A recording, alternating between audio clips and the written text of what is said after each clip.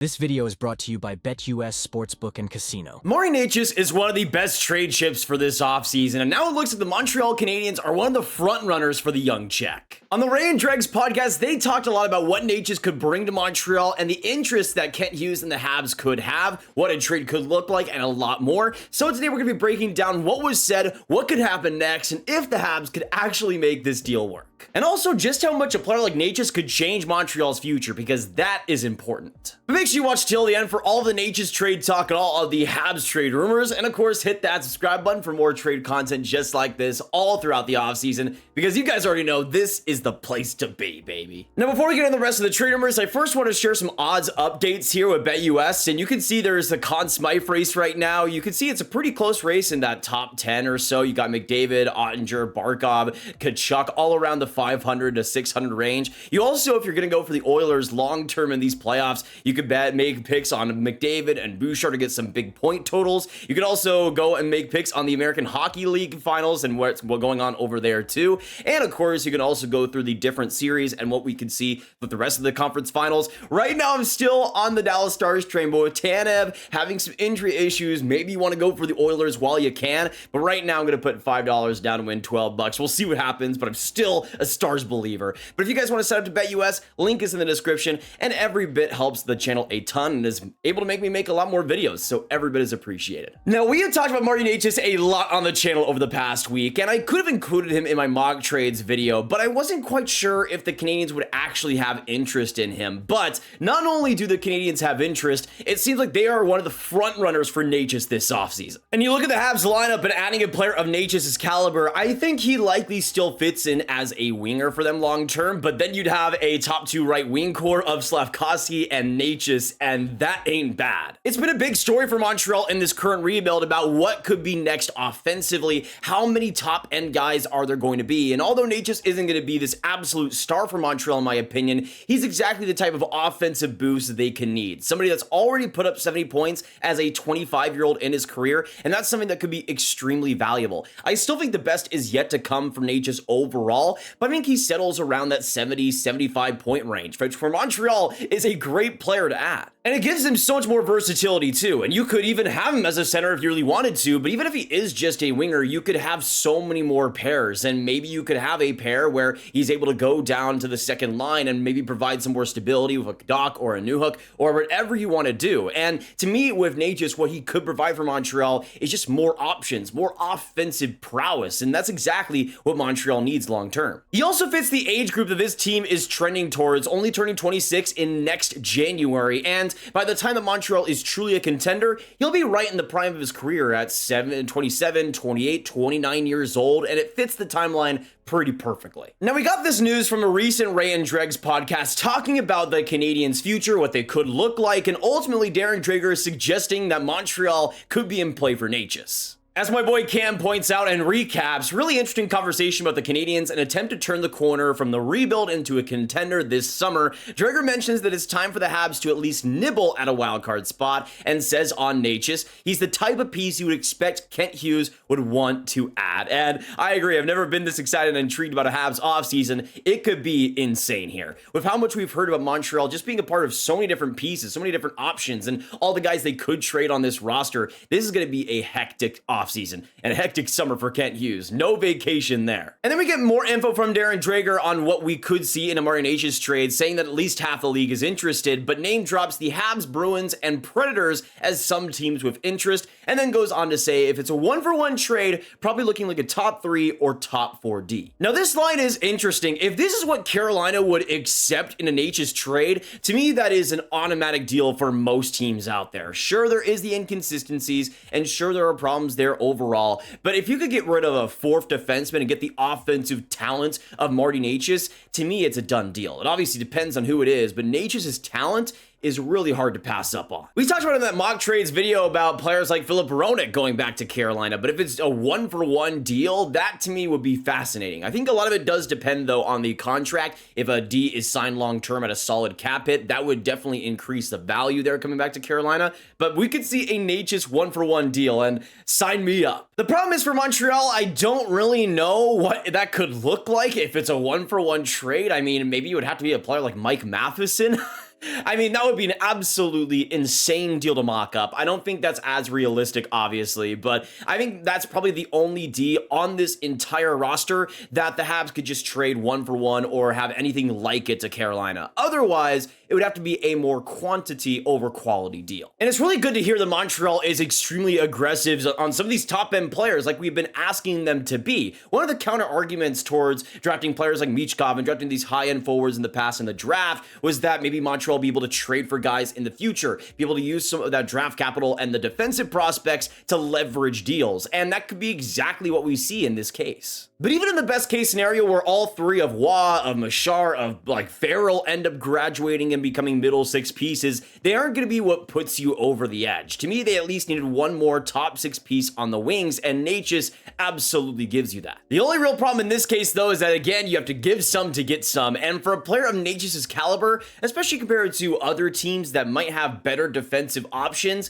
it might be hard for Montreal to truly win out that race, though I don't think it's impossible. As we see Carolina kind of rebuild this defense, I think there's a couple of D here that make a lot of sense for Carolina to target, and guys that I think could be pretty good for them as soon as next year. I think for anybody suggesting any defensive prospects, I don't think Carolina will be looking at that unless it was a major part of the deal, unless that was like the big piece. I think Carolina wants to add for defense now and acquire players that'll be good now and in the future, and that will influence their decisions here. And if you saw my top 10 players most likely be traded, you can probably assume who will be in the trade. But it's not just Jordan Harris. Even though I think Jordan Harris would be a really interesting ad for Carolina, of course, really smart D, really calm and collected, solid skating ability at 23 years old, or I guess 24 by the time the next season starts. To me, he could be a really solid D for Carolina and could be maybe on that third pair on the left side behind Slavin and Orlov and kind of bring some stability there with some youthful presence. And even though this last year I thought was a little bit of a downgrade in terms of the overall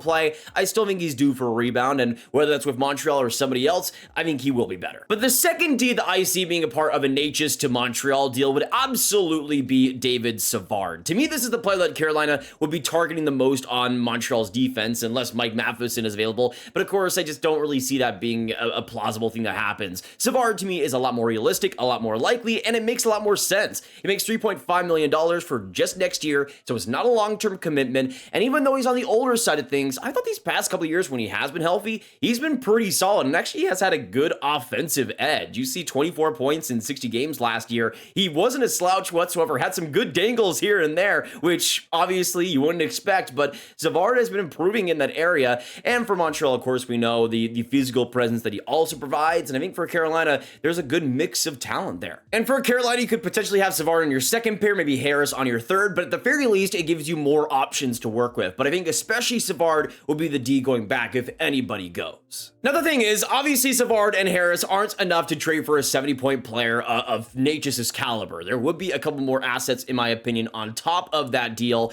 And even though I think Montreal would want to offload a player like Yoel Armia or some of the higher cap hits on that forward group, I just don't really see Carolina being interested in any of them, really. And unfortunately, although it might be quite a bit sad, I think the most likely prospect to be dealt in an H's trade for Montreal is Philip Machar. To me, I think it makes a lot of sense for both teams, and separating the bromance between him and Slavkovsky, I think it's the exact type of prospect that Montreal could be willing to trade. At 20 years old, he's somebody that I think projects more as a great third liner rather than this great top six piece. He's been somebody that's solid in the OHL these past couple of years, but nothing much more than that. But I think there's craftiness, there's a little bit of deception there, and he just has a really solid skill base, and I think Carolina could really like that in the future. But let's be honest, Necas is a heavy upgrade over him, and to me, if you're trying to get better, you have to give something, and I think Machar just makes a lot of sense. I can honestly see the Montreal Canadiens being more likely to trade Machar than a Joshua Waugh, but to me, those are the two guys Carolina would target the most, as they should. I think Machar could be solid in the Kane system and really produce well there, but I think in Montreal, you're getting a heavy upgrade, and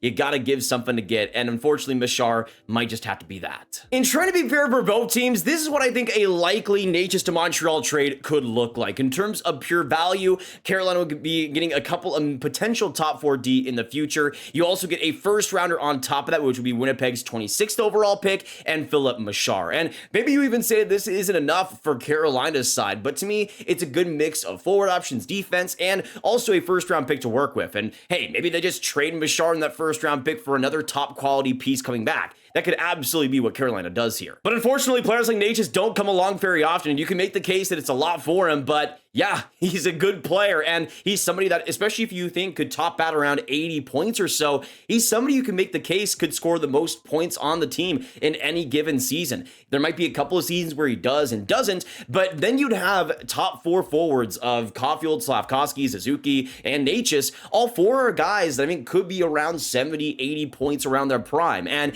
even though they aren't superstars, they aren't going to be 120-point guys, still, that's some great players and a good group there, and Necas just makes it a lot better for the future. To me, for Montreal, you look at it this way: you get a player like Necas and you get him long term, and in exchange, you don't have to give up a player who at least I think is a bona fide, unbelievable top 6 piece. You don't give up a top defensive prospect. You also don't give up anybody that I think is going to be a long-term roster piece on the defense, and you only give up a first rounder, which you just got pretty much for free. I mean, to me, it's absolutely something that Montreal should be considering, and if it's around this range, it's something that I think could work for them a lot. But I'd love to know your thoughts down below. Am I out to lunch on this? Do you guys think that Carolina needs more in this deal? Do you think it's too much for Montreal to give up? I mean, there's any way this deal could go, but I think, again, most likely we'll see Harris and Savard dealt. The rest of it could go either way, but to me, it just makes a lot of sense for these assets to get dealt. But that's the thing for Montreal, is I think they're just a couple of forward options away from being a true contender in the future. Although I still think the forward group will be maybe a little bit weak top end wise compared to other teams,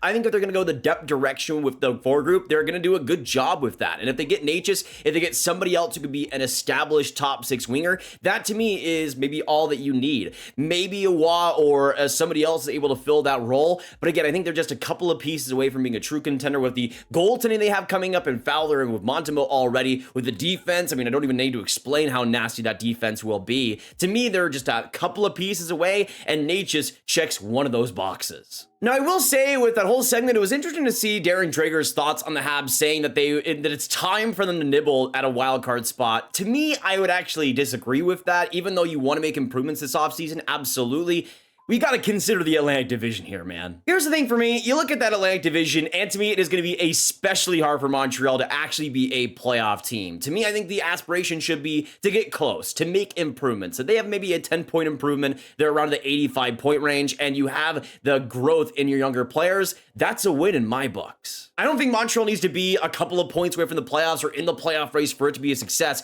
You got to still consider the patience that a rebuild requires. And not all these guys are even past their teenage years. That to me is the big thing here that we got to consider, is that Montreal's rebuild is still on the cusp. It's still in the twilight years. And to me, it's not quite complete yet. Even though next year will be better for them, I just see in that Atlantic Division patience needing to be necessary. The only team I could ever see them maybe leapfrogging is the Ottawa Senators, realistically, but you got to consider too that this offseason might be even more active for them. They got even more to prove as the rebuild is even farther along, and that to me is something to consider. If they were in the Pacific Division, I'd be on the train of them actually getting pretty close, but as it stands right now, I think they're still on the outside looking in, which is fine. It's a rebuild, guys. This is how things work. The only expectation should be for the Montreal Canadiens to play meaningful hockey. That is the next step. I don't care about playoffs. I don't care about them actually making it. Actually be in the race, though, and show some competency, show some consistency throughout the season, and be a constant threat.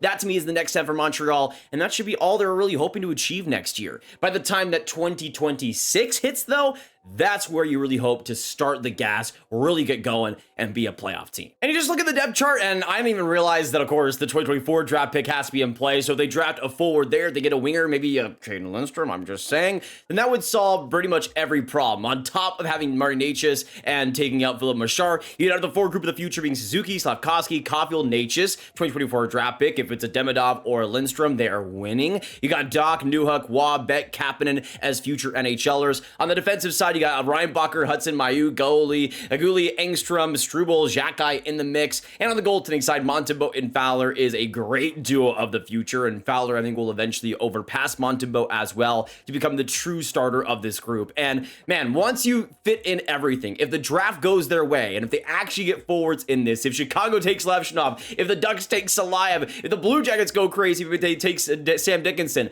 anything is possible here. But if it works out the Montreal Canadiens way, then then you're starting to really see the plan take shape. It doesn't all have to be there next year, but it will really start to be in a couple of seasons. Let me know though, with this potential core of a Necas being added on top of it, how good do you see it being? Because to me, I think especially the defense and goaltending will be strengths. But we'll have to wait and see how much top-end scoring there will be. Hopefully, it'll be good enough, and hopefully Necas could be a guy that really adds to that. But man, just talking about it, I'm starting to get excited of the potential of the possibilities there. But really, any team that trades for Necas should be excited about the possibilities. This is a versatile player, and it's somebody that even if you want it as a center, even though there is a lack of real face-off ability there, to me, I think he could be really good in that spot too. This is a really interesting trade piece, man, and I will be fascinated to see where he ends up, what the trade will look like, because I think it's going to surprise us. But let me know down below on the mock trade I talked about on the Necas fit with Montreal. What are you guys thinking? Do you want to see Necas with the Habs? Do you want to see him as the trade I proposed? Do you want to see a different trade there? Do you think it makes sense for Carolina? Should the Canes accept that trade or reject it? I would love to know all your thoughts down below on the Habs future, what it would look like with Necas as well. How good do you see him being? Do you see them being a Stanley Cup winning team there? I would love to know all your thoughts down below. Of course, make sure you hit that like button, hit that subscribe button, hit that notification bell if you haven't already, and share the video for the Habs fans, all the hockey fans you guys know online, and click on this card for all of my trade content right in one playlist, right for you to binge. It's the place to be. And of course, we will see you in the next one. I hope you guys enjoyed. I hope you have a great weekend as well, and I will see you in the next one. Have a great hockey day, and goodbye.